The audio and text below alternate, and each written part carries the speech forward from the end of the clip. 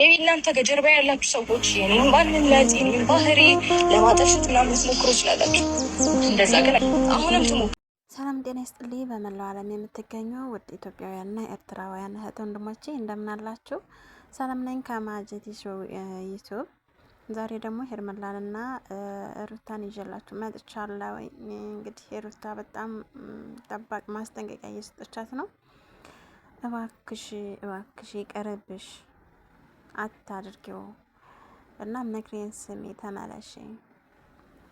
እንግዲህበት ያለው መንገድ ትክክል አይደለም ብላ በጣም እያስጠነቀቀቻትም እየነገረቻትም ነው። እሷም ደግሞ እንግዲህ አልሰማም ብላለች። የሚሆነውን አብረን እናያለን።